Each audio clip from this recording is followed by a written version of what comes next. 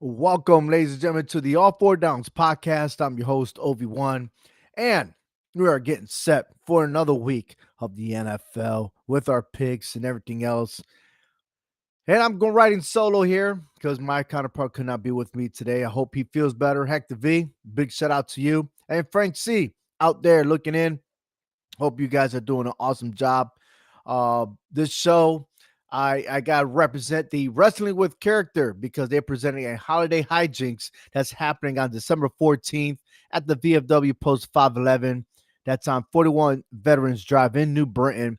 So visit the website wrestlingwithcharacterlive.com. You can also find out more information on 4downs3counts.com or in their website as well to get your tickets. Is going to be awesome because my boy BRG will be in the house, but also TNA superstar AJ Francis will also be there. Flash Waller versus Daniel J. Powers, that's happening. And of course, everything that goes into this show, by all means, you don't want to miss it. It's happening on December 14th. Put it on your calendar, get your tickets because it's action packed. It's singing, dancing, audience are participating. It is so much fun. I'll go through every show. I haven't missed a show yet, and I'm definitely going to be there. All right. It's all four downs, NFL Week 14 picks. And let's check out the standings here. We're going to start with first down.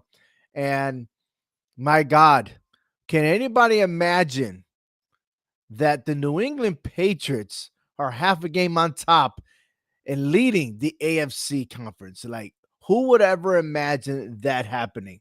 I sure couldn't. Okay. Uh yes, those are the Patriots.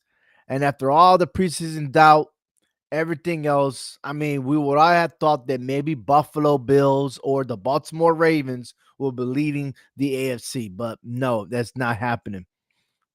Right behind them, of course, number 2, the Denver Broncos. Bo Nix is handling his business as quarterback, even though a lot of fans say that there's still a lot of growth there. Yeah, I know it is, but they're winning and they have perseverance and resilience because man, they've had many come from behind in the fourth quarter to win, and their record 10-2. They are who they are, leading the AFC West. Surprisingly, that is not the Kansas City Chiefs, but it boils down to that. At number 3, the Jacksonville Jaguars continue to stay consistent and barely surviving the AFC North is the 6-6, the Baltimore Ravens. Very unraven like season, but that's why they play the game, right? And as of right now, the wild card spot belongs to the Los Angeles Chargers, the Indianapolis Colts, and the Buffalo Bills. But don't sleep on the Houston Texans. They are climbing fast, and if they beat the Kansas City Chiefs this weekend and the Colts fall to Jacksonville, then the whole wild card picture flips around. Okay. And we could possibly see the Colts outside looking in for the playoffs. Patriots won 10 straight. The Broncos have won 9.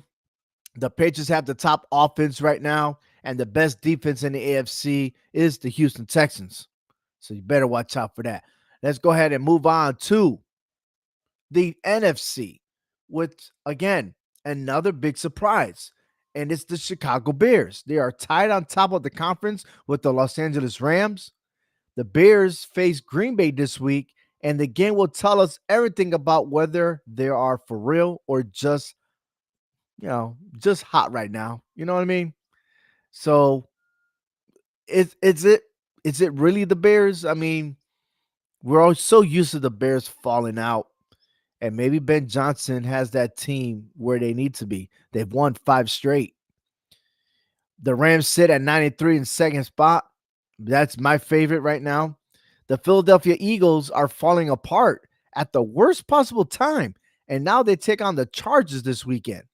The Tampa Bay Buccaneers hold the 4th seed, and then the wildcard teams right now is the Seattle Seahawks, the Green Bay Packers, and the San Francisco 49ers. There is a gap between the Niners and the Detroit Lions, but tonight's showdown featuring Detroit hosting the Dallas Cowboys, well, which team is going to show up, right? because Dallas Cowboys have kind of an advantage. Their record is 6-5-1, and that one tie could kind of jump in there, right?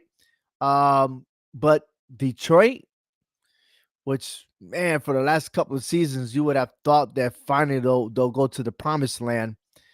Each year keeps slipping away. So could the Lions get it done this tonight, or the Cowboys offense, which they are the top offense in the NFC, could could they continue winning? The top offense and defense as well that has a combination of both is the Seattle Seahawks. They're doing an awesome job, and the Rams have the top defense. So if anyone want to make a strong run as of now, a lot is saying that the Dallas Cowboys could run the table. But then again, I always say defense wins championships. And if right now, I'm looking at the Rams. So let's see what happens there. Let's move on to second down. And it's the good, the bad, and the ugly. This is the first time that I go ahead and place this in here. I've seen this movie a lots of times with my parents. It's Clint Eastwood, the lead role here. Awesome, awesome, awesome flick. I mean, I don't know about today's people. Will they be down with the old movies and the classic? But this is a true classic movie. You don't want to miss it. But with the good, the bad, and the ugly, let's take a look, because the good news is that there are three new head coaches who are absolutely thriving, and that is Ben Johnson from the Bears. You got Liam Cohen from the the Jaguars, and then you got Mike of Verbel. Oh man, I'm been messing up his name. Verbel. There you go. Who is a former head coach of the Tennessee Titans, took a year off, now is the New England Patriots, and they're in first place. They're on top of the AFC. He is also a three-time Super Bowl champion as a player, but he also has an awesome offensive coordinator. Just saying. But they're doing fabulous. All three have their teams in the playoff contentions right now. The culture's changed, the accountability, the real identity. This is what winning leadership looks like. Now, here's the bad. The New York Jets under Aaron Glenn are struggling to find their footing. There's talent, but no consistency.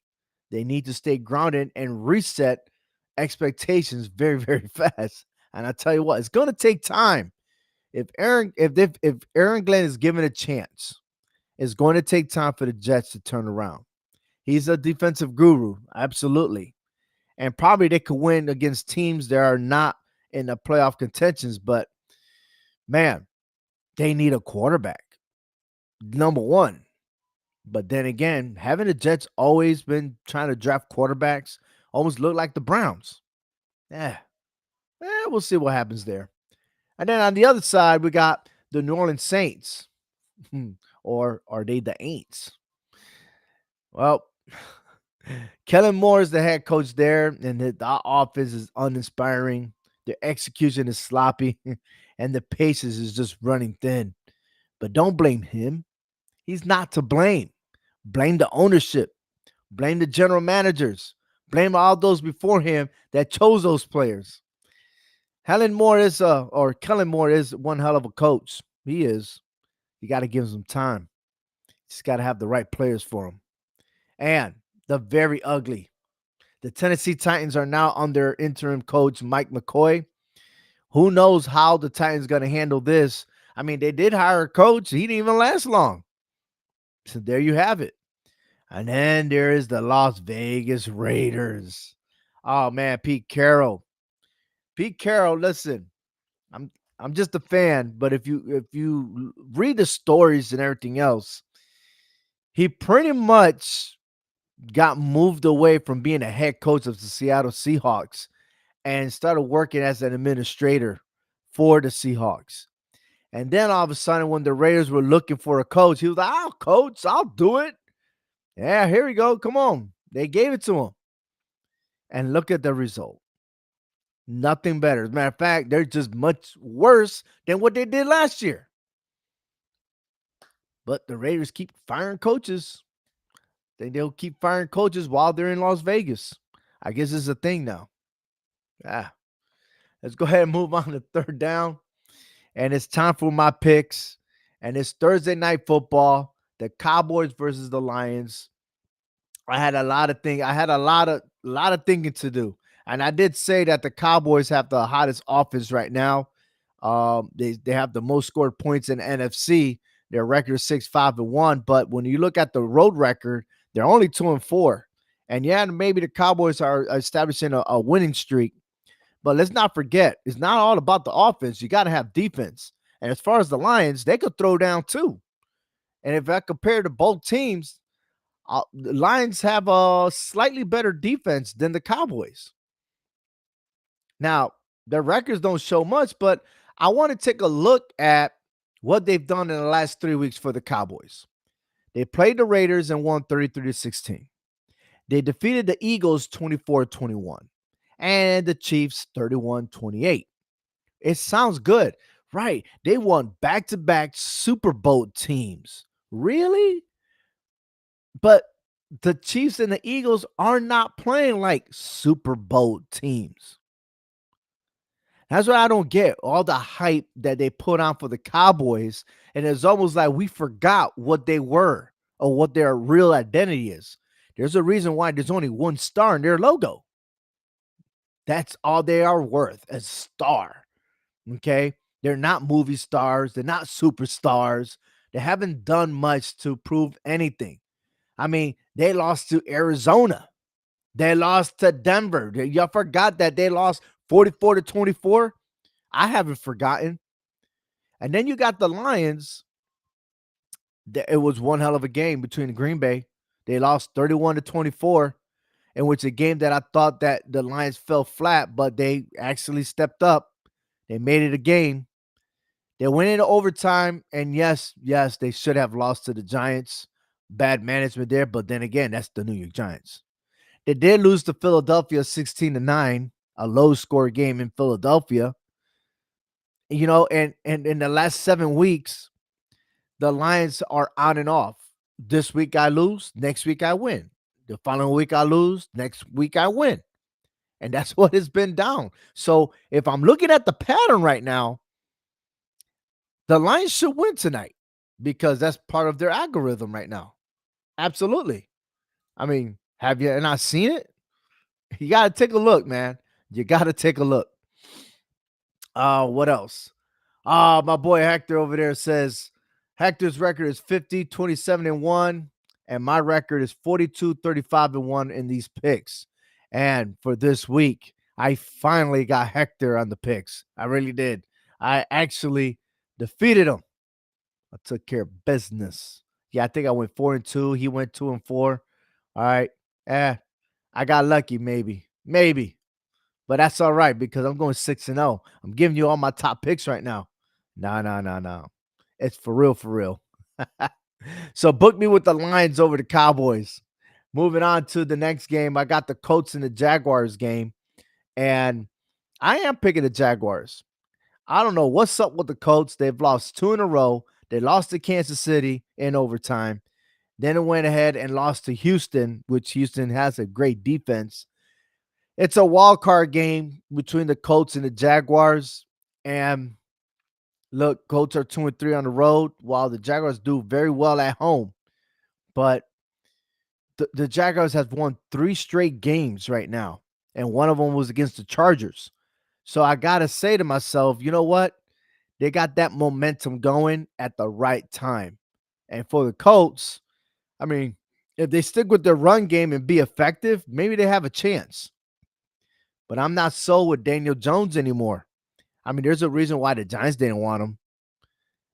I know that he went to the Vikings and then obviously now he's with the Colts. And it looked awesome winning all these games. And Hector said he didn't trust the Colts. I guess I have to start believing in Hector right now because the Colts are heading to the wrong direction. If the Texans win and the Colts lose, the Colts are out of the picture in the playoffs. That's what was probably going to happen after this Sunday. So I'm predicting that's That way, it's going to happen. Yes. The Bears and the Packers. Oh my God. I feel like it's almost the same story, except the Packers are good. At least I thought they were, maybe. I mean, the Packers have won 3 straight games right now, but here are the 3 games: Giants, Vikings, Lions. But I will not forget that the Packers did lose to the Panthers 16-13. Okay. Crazy. But then you got the Bears. They're on a roll. But I want to tell you, this is how the Bears have been winning. They've won against the Bengals, the Giants, the Vikings, the Steelers, and the Eagles.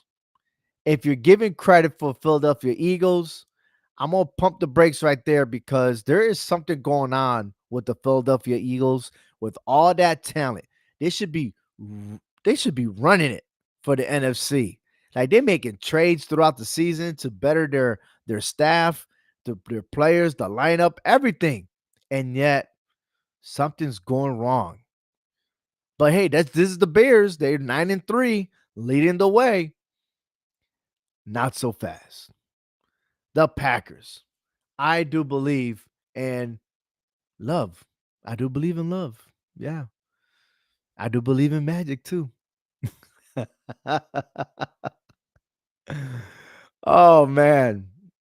I do believe in Jordan Love more than what I do with Caleb Williams. I think Caleb Williams in this game might try to do too much that will cost the Bears the game. I'm taking the Packers at home against the Bears. All right, and lastly, the Texans versus the Chiefs. I already broke it down to you what possibly could happen after this weekend. I do believe with the best defense of the Texans and the way the Chiefs offense are playing, I can't deny it, man. Like right now, I can't believe in the Chiefs anymore. And with the Texans winning 4 in a row right now, yeah, they beat Jacksonville, Tennessee. But hey, they did beat Buffalo and they shut down Indianapolis. They could shut down the Chiefs as well in Kansas City.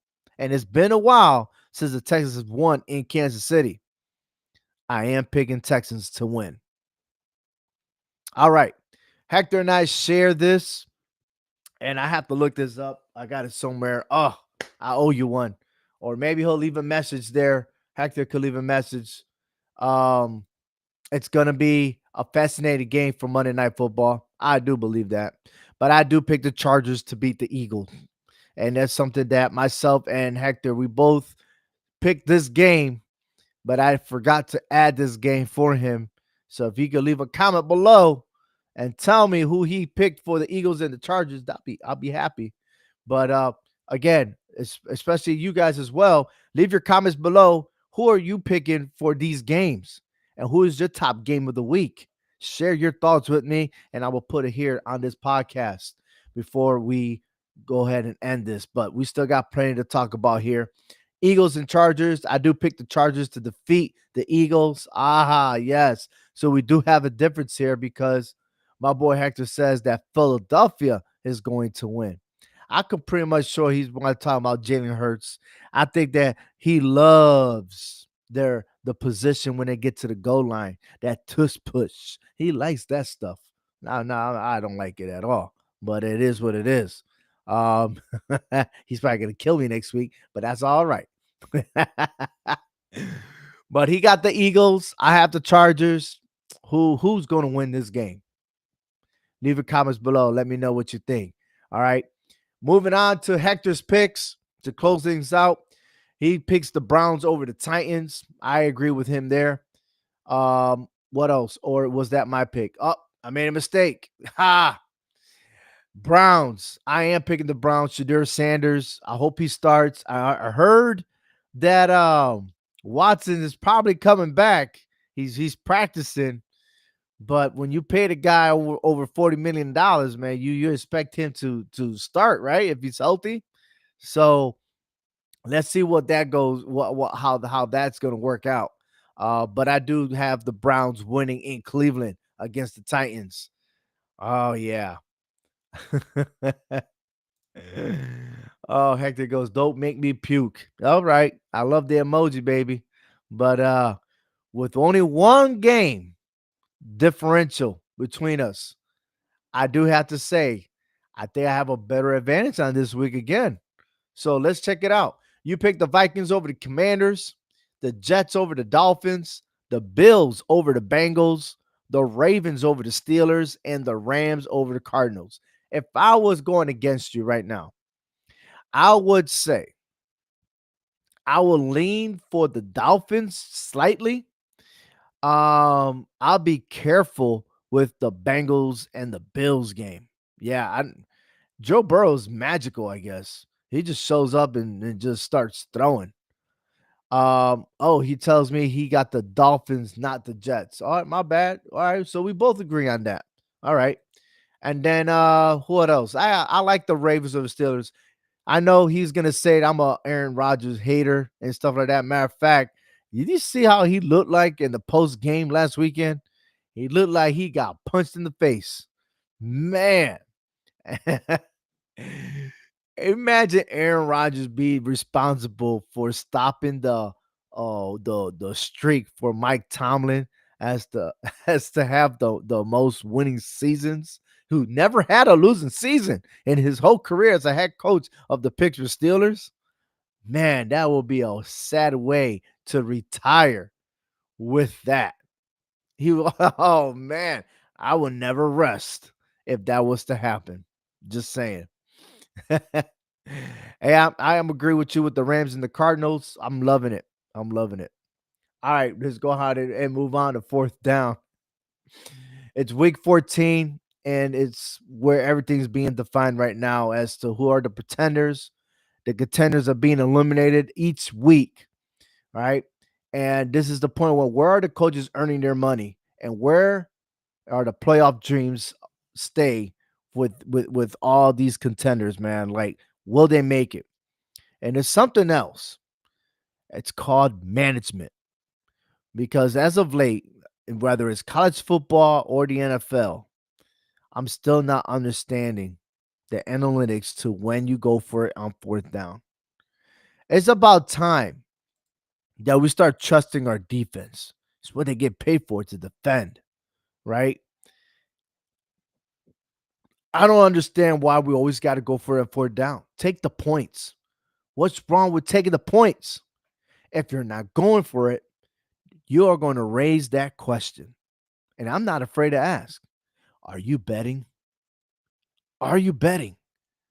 Because I tell you what, sometimes there are some decisions that scratch in my head like, why? Why? I don't get it. You want to win big, but then you don't make it. You got this trust. Oh, I only said that we're going to make it first down. Well, analysts doesn't say when he's going to catch it, when he's not going to catch it.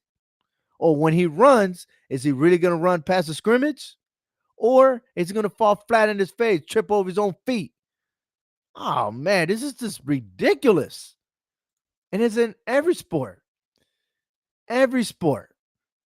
Like, come on, man. What happened to the momentum? The analytics doesn't register momentum. It doesn't have a number. It's that gut feeling that, yeah, we got this. It doesn't measure perseverance. It doesn't measure resilience. If you're managing the game, then do it. Do it with experience. Do it and looking at your roster, looking at your guys and say, hey, can we? Can we do this? You know what they can do. But if you're going to look at analytics all the time, then why are you the head coach? That's all I got right now. Thank you for tuning in to All Four Downs podcast. I'm Ovi1. Until next week, hey, visit our website at 4downs3counts.com. Follow our blogs and don't forget to subscribe our YouTube channel. It's All Four Downs. I'm loving it. You loving it. It's going to be an awesome, cold, frigid weekend for me here in the state of Connecticut. But everywhere else, man, wherever you at, stay warm, enjoy. You got to love some football this weekend. Oh, yeah. Take care, everyone.